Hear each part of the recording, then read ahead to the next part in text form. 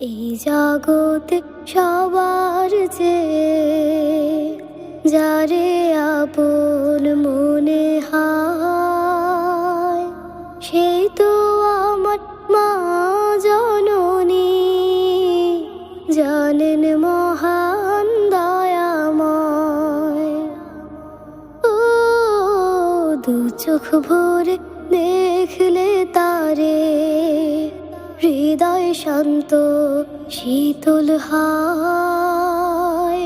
সেই তো আমার মা জননী, জানেন মহান